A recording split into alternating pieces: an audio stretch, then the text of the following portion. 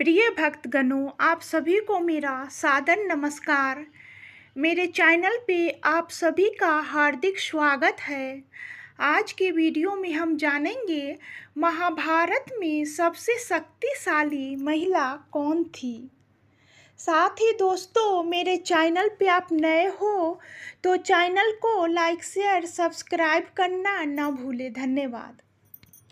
महाभारत में सैकड़ों पात्रों, स्थानों, घटनाओं तथा विचित्रताओं व विडंबनाओं का वर्णन है।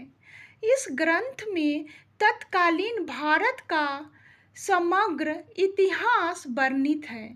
यह ग्रंथ अपने आदर्श स्त्री पुरुषों के चरित्रों से हमारे देश के जनजीवन को यह प्रभावित करता रहा है। आओ जानते हैं महाभारत की उन महिलाओं के बारे में जो थी सबसे शक्तिशाली, लेकिन उनमें से भी एक महिला सबसे शक्तिशाली थी। नंबर 1, सत्यवती। गंगा के बाद राजा शांतनु की दूसरी पत्नी सत्यवती थी। सत्यवती के शरीर से मछली की ही गंध आती रहती थी। कहते हैं कि सत्यवती ही एक प्रमुख कारण थी जिसके चलते हस्तिनापुर की गद्दी से कुरु वंश नष्ट हो गया। सत्यवती को पराशर मुनि से कुंवारी बने रहने का वरदान मिला था। वेद व्यास उन्हीं के पुत्र थे। सत्यवती की संपूर्ण राज्य पर पकड़ थी और भीष्म पितामह भी उन्हीं के आदेश का पालन करते थे। नंबर 2, गांधारी। गांधारी की आंखों में अद्भुत शक्ति थी। गांधारी ने ही अपनी शक्ति के बल पर दुर्योधन के अंग को वज्र के समान बना दिया था, लेकिन श्री कृष्ण की चतुराई के चलते उसकी जंघा वैसी रह गई थी, क्योंकि श्री कृष्ण ने कहा था कि माँ के समक्ष नग्न अवस्था में जाना पाप है। गांधारी मानती थी कि श्री कृष्ण के कारण ही महाभारत का युद्ध हुआ और उन्हीं के कारण मेरे सारे पुत्र मारे गए। तभी तो गांधारी ने भगवान श्री कृष्ण को उनके कुल का नाश होने का श्राप दिया था। सत्यवती के बाद हस्तिनापुर में गांधारी की ही चलती थी। खास बात यह थी कि उन्होंने 100 पुत्रों को जन्म दिया था। द्रौपदी के बाद गांधारी को सबसे शक्तिशाली महिला माना जाता था। नंबर 3, कुंती। कुंती को यह वरदान था कि वह किसी भी देवता को बुलाकर उनके साथ नियोग कर सकती थी। इस विद्या को उसने माद्री को भी सिखा दिया था, जिसके चलते माद्री को नकुल और सहदेव नामक 2 पुत्र मिले और कुंती के पुत्र कर्ण, युधिष्ठिर, अर्जुन और भीम थे। कुंती वसुदेव जी की बहन और भगवान श्री कृष्ण की बुआ थी। यह शारीरिक और मानसिक रूप से बहुत शक्तिशाली थी और इनके सपोर्ट में स्वयं भगवान श्री कृष्ण थे। गांधारी के बाद कुंती थी जो सबसे शक्तिशाली महिला थी। नंबर 4, द्रौपदी। कहते हैं कि द्रौपदी का जन्म यज्ञ से हुआ था, इसलिए उसे याज्ञिनी कहा जाता था। द्रौपदी को पंचकन्याओं में शामिल किया गया है।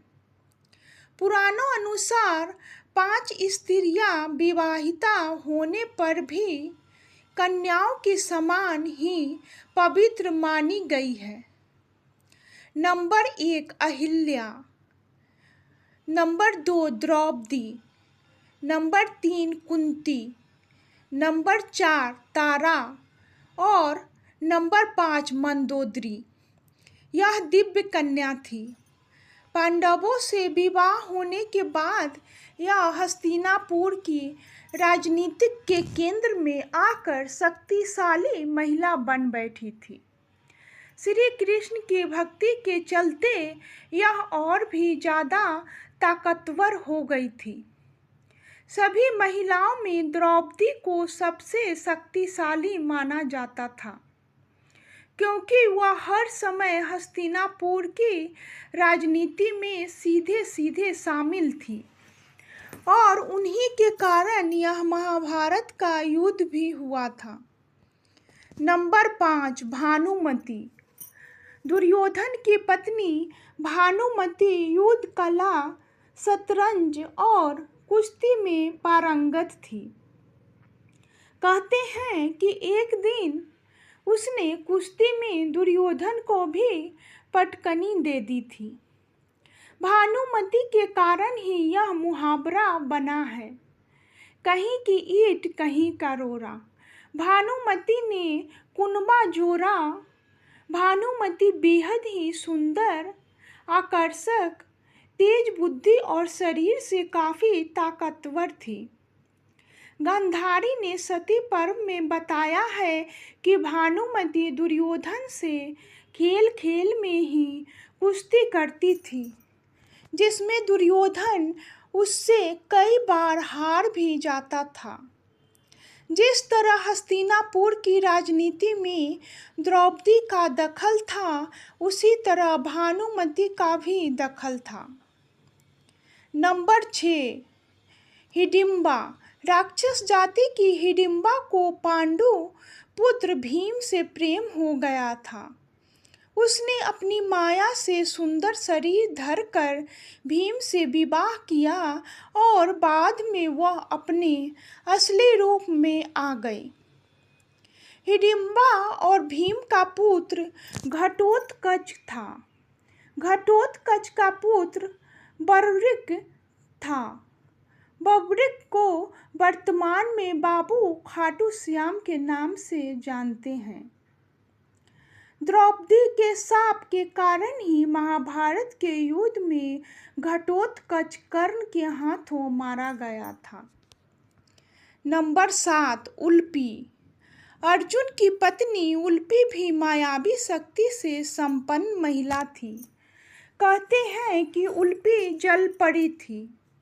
उन्हीं ने अर्जुन को जल में हानि रहित रहने का वरदान दिया था। इसके अलावा उसी ने चित्रांगदा और अर्जुन के पुत्र बभ्रुवाहन को युद्ध की शिक्षा दी थी। महाभारत युद्ध में अपने गुरु भीष्म पितामह को मारने के बाद, ब्रह्मपुत्र से शापित होने के बाद उल्पी ने ही अर्जुन को शाप मुक्त भी किया था। एक अन्य युद्ध में अपने पुत्र के हाथों मारे जाने पर उल्पी ने ही अर्जुन को पुनः जीवित भी कर दिया था। नंबर 8 सुभद्रा। सुभद्रा तो कृष्ण की बहन थी, जिसने कृष्ण के मित्र अर्जुन से विवाह किया था। जबकि बलराम चाहते थे कि सुभद्रा का विवाह कौरव कुल में हो। बलराम के हठ के चलते ही तो कृष्ण ने सुभद्रा का अर्जुन के हाथों हरण करवा दिया था। बाद में द्वारका में सुभद्रा के साथ अर्जुन का विवाह विधि पूर्वक संपन्न हुआ। विवाह के बाद वे 1 वर्ष तक द्वारका में रहे और शेष समय पुष्कर क्षेत्र में व्यतीत किया। 12 वर्ष पूरे होने पर वे सुभद्रा के साथ इंद्रप्रस्थ लौट आए। सुभद्रा अभिमन्यु की माता थी। बाद में उन्हें योग माया के नाम से भी जाना गया। नंबर 9 वृषाली। कर्ण की 2 पत्नियां थी, दोनों ही बहुत सुंदर थी। अंग देश के राजा कर्ण की पहली पत्नी का नाम वृषाली था। वृषाली से उसको वृषसेन, सुसेन, विषकेत नामक 3 पुत्र मिले। विशाली दुर्योधन के रथ के सारथी सत्यसेन की बहन थी। कहते हैं कि विशाली ने कर्ण की मृत्यु के बाद उनकी चिता पर ही समाधि ले ली थी। वह बहुत चरित्रवान और पतिव्रता थी। विशाली हस्तिनापुर की हर राज को जानती थी। विशाली के बारे में मान्यता है कि उसने द्रौपदी को सलाह दी थी कि तुम महल छोड़कर अपने पिता या भाई के यहाँ चली आओ, लेकिन द्रौपदी ने उसकी सलाह नहीं मानी। कुछ दिन बाद ही द्रौपदी का चीरहरण हो गया।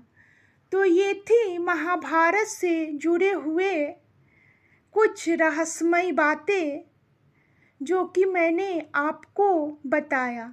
वीडियो अच्छी लगी हो तो लाइक शेयर सब्सक्राइब करना ना भूलें। धन्यवाद।